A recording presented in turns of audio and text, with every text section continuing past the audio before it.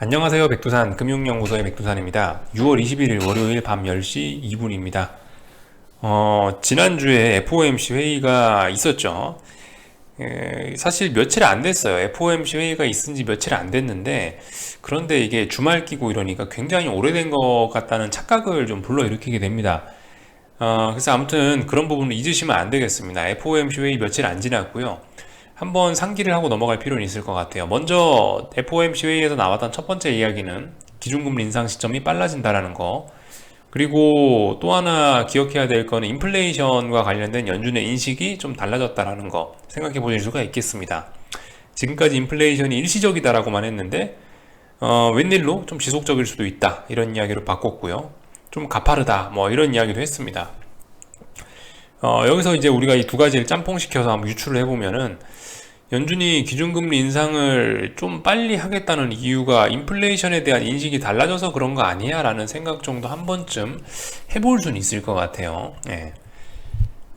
아무튼 그래서 주식시장들은 지금 전세계 주식시장들은 가만히 생각을 해보시면은 지난주에 FOMC 회의에서 그 긴축 쇼크가 나왔는데 그 긴축 쇼크를 다 졸업하기도 전에 금요일 날 밤에 그런 긴축 쇼크에서 아직 다 안 벗어났는데 금요일 날 밤에 볼라드 총재가 나와가지고 기준금리 인상 시점이 FOMC 회의에서 나왔던 것보다 더 빨리 FOMC 회의에서 말했던 것보다 더 빨리 기준금리 인상할 수도 있다라는 이야기를 하면서 지금 시장은 양사대기를 얻어맞은 그런 모습인 겁니다.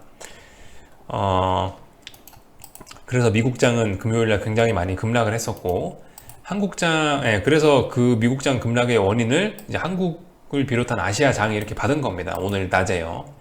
물론 지금 현재 이제 유럽장은 그런 긴축 쇼크에서 어느 정도 좀 벗어나는 모습이긴 한데요.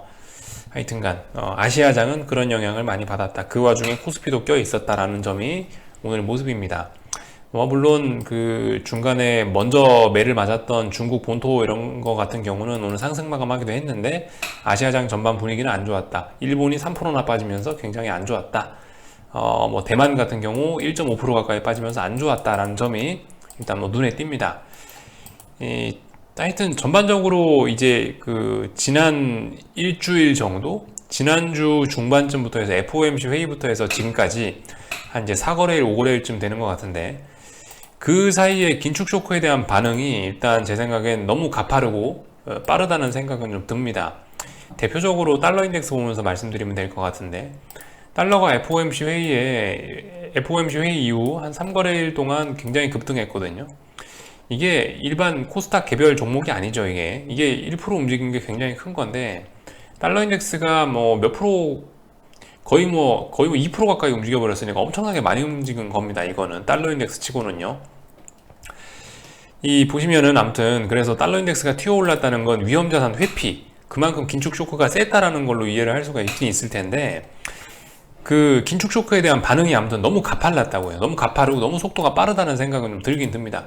그래서 계속 전반적으로 생각하는 게 이 긴축 쇼크가 너무 가팔라가지고 조금 좀 이렇게 되돌렸다 가지 않겠어? 라는 생각을 좀 해보고 있어요.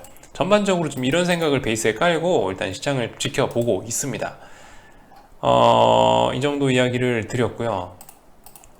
하여튼 오늘 한국을 봐도, 오늘 한국 뭘 봐도 다 그렇습니다. 오늘 한국 환율을 봐도 그렇고, 삼성전자를 봐도 그렇고, 선물지수를 봐도 그렇고, 하여튼 이런 긴축 쇼크가 너무 좀 가파르고 빠르게 시장에 반영되고 있는 것 같다라는 생각이 들긴 듭니다.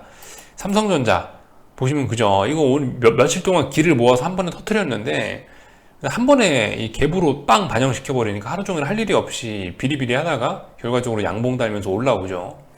선물지수도 그래요. 선물지수도 아침에 시초가의 갭으로 다 반영해 놓으니까 하루 종일 들었다 놨다만 하고 결과적으로 제자리에서 마감해 버립니다. 시가와 종가가 같아져서 마감을 했죠, 결과적으로. 그러니까 이런 움직임들을 보면 지금 결과적으로 도치형 시가와 종가가 같은 모습으로 이렇게 마감되는 걸 보면은 어쨌든 확실히 좀 지금 긴축 쇼크가 굉장히 시장에 빠르고 급하게 반영이 되고 있는 것 같긴 하다라는 생각이 좀 들긴 듭니다.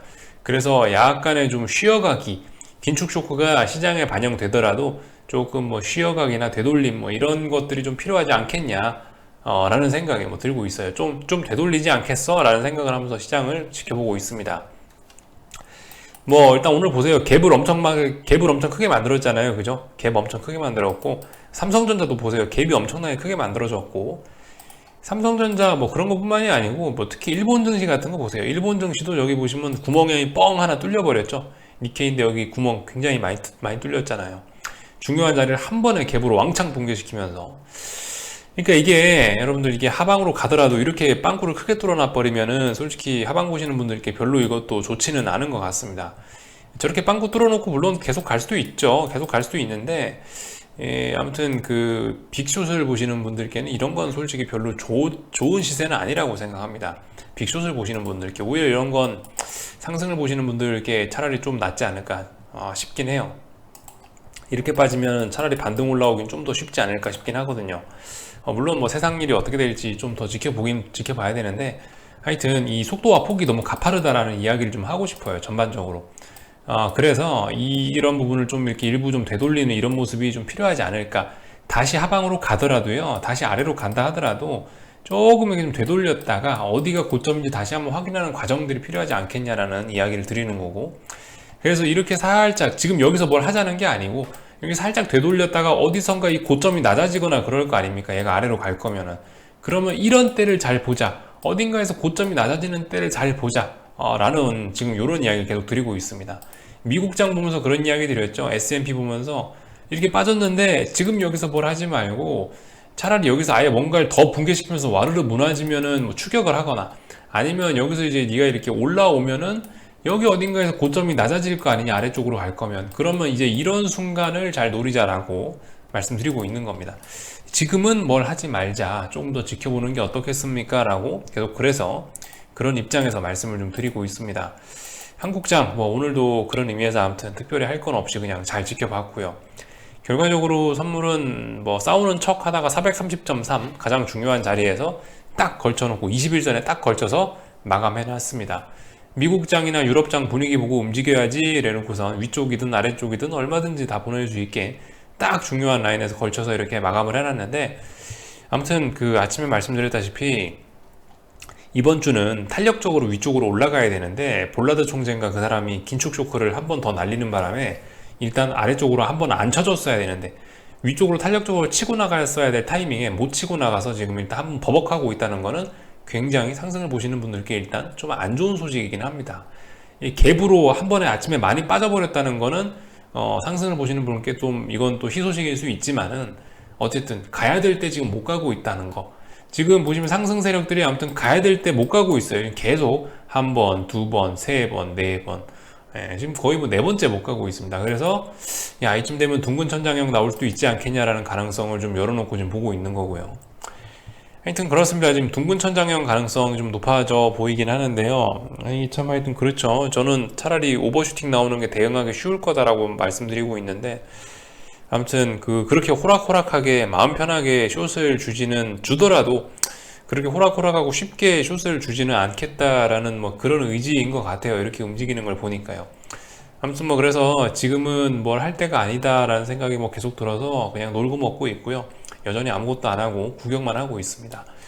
뭐 최소한 뭐 417.8이라는 자리가 붕괴가 돼서 아예 이 위쪽에 우측 어깨가 뭐 아예 완성이, 아예 둥근 천장형이 여기서 뭐 작게 봐서 요렇게 둥근 천장형이 완성이 돼버리면, 그럼 뭐 이제 그 이후에 뭐 추격을 하거나 뭐 아니면 아예 오버슈팅이 나와갖고 뭐 위쪽에서 뭐 어떻게 하거나, 그죠? 그게 아니면 일단 이 가운데 구간에서는 일단 아무것도 할 생각이 없습니다. 저는 최소한 436과 427.8 요 안에서는 저는 뭐 일단 뭐 아무것도 할 생각이 없어요. 그냥 지켜만 볼 생각입니다.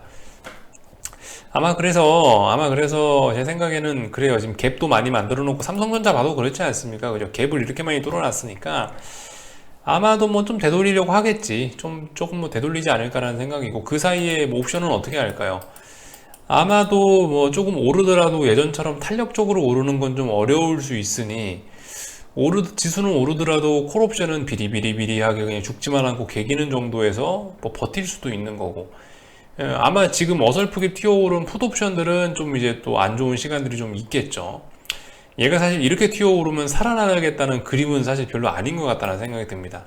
이 원래 풋옵션이나 이런 것들은 여기 예를 들어서 이런 변동성 지수 같은 거 이런 모양들을 좀 잠깐 살펴보시면은 아실 수가 있는데, 이 옵션 같은 상품들은 대부분 이런 지금 풋옵션 모양처럼 이렇게 막 튀어오르는 게 무서운 게 아니고, 이 옆으로 이렇게 벨벨벨벨 길 때 이런 때가 무섭거든요. 그러니까 풋옵션들이 차라리 이런 모습이 나오고 나면 추세적으로 어떤 시장이 꺾일 수가 있고 그런데, 아무튼 오늘 튀어나온 거는 풋옵션들에게 오히려 풋옵션들의 미래에 굉장히 악영향을 미치지 않을까라는 생각이 개인적으로 좀 듭니다.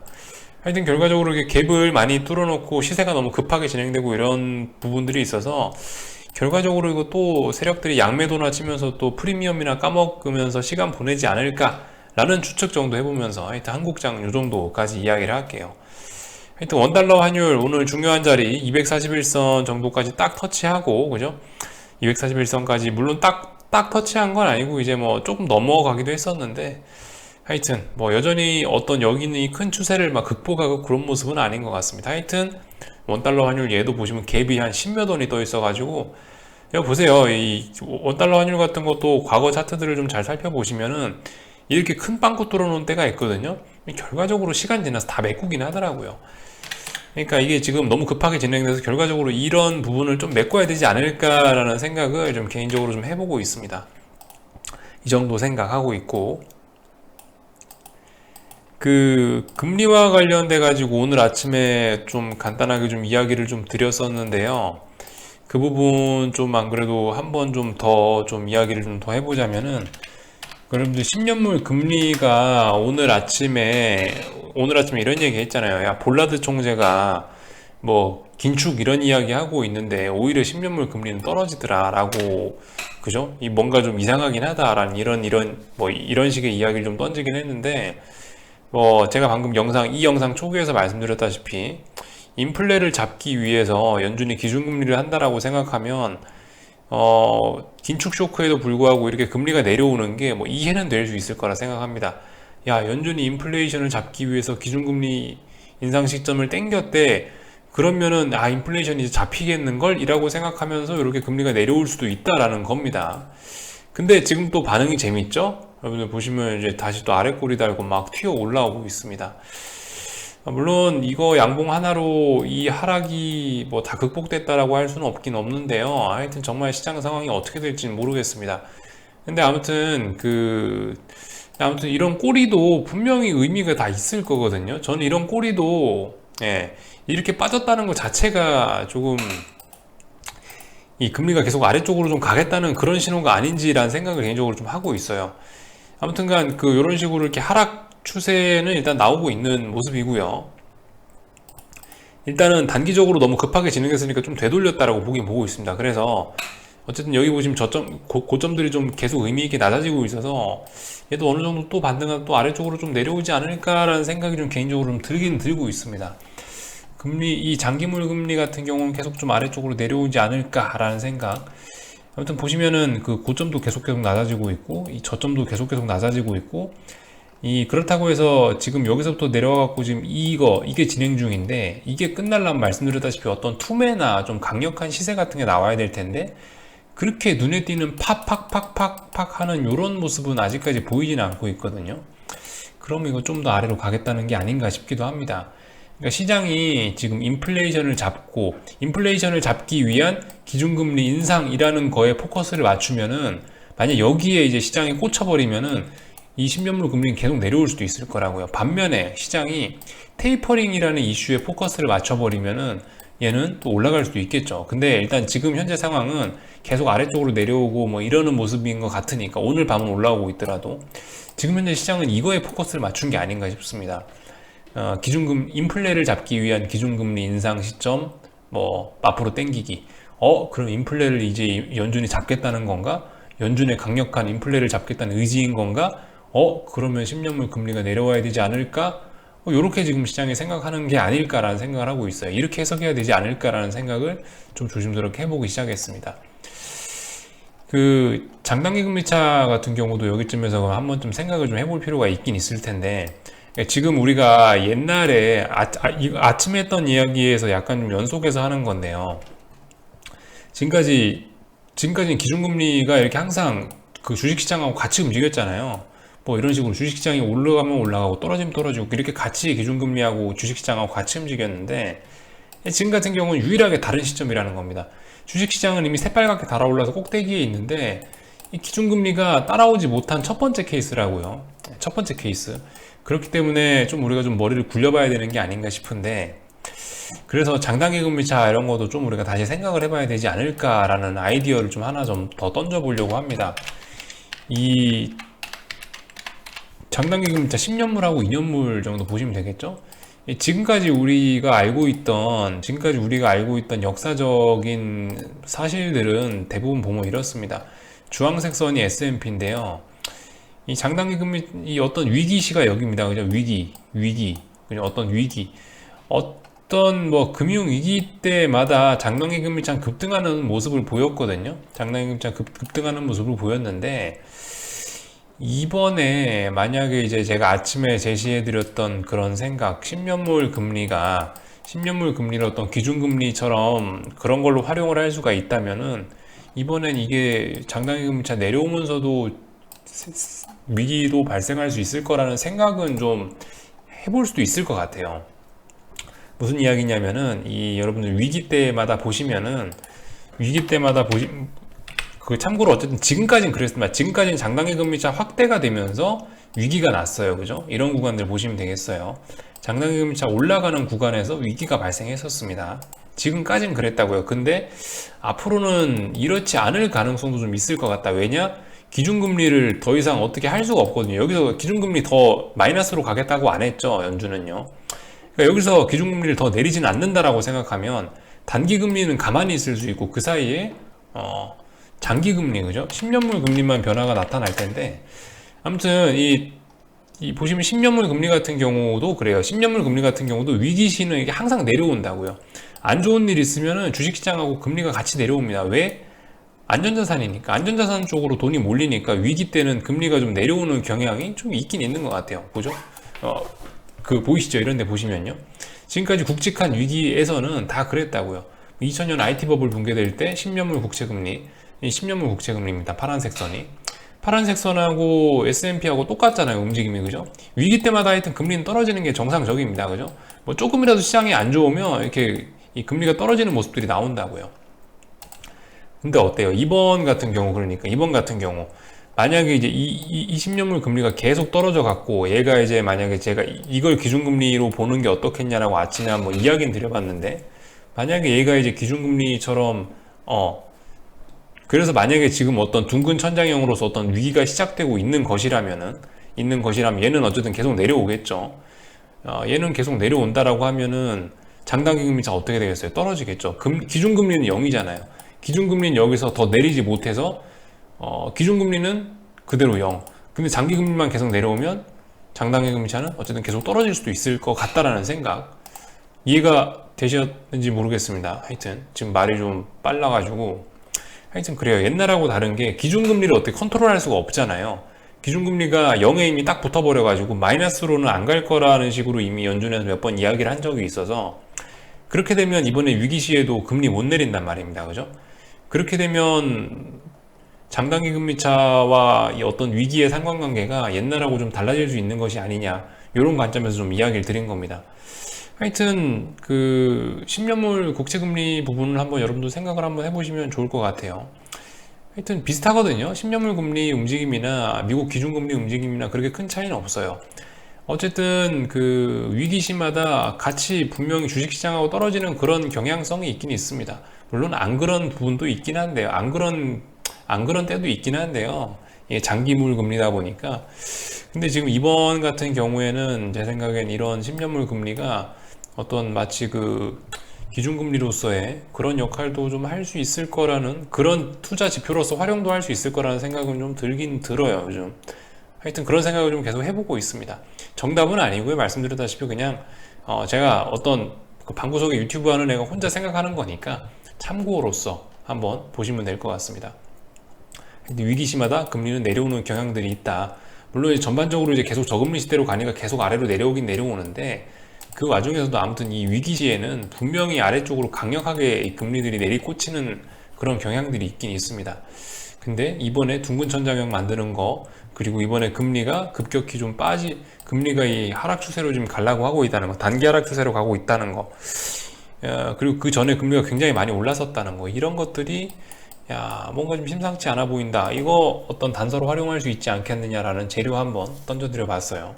이렇게 되면 장단기 금리차 같은 경우는 예전에는 위기시마다 장단기 금리차가 이렇게 확대가 됐었지만 이번 같은 경우는 장단기 금리차 확대가 아니고 오히려 장단기 금리차가 줄어들면서 위기도 발생할 수 있겠다라는 정도의 생각을 한번 해봤다는 겁니다.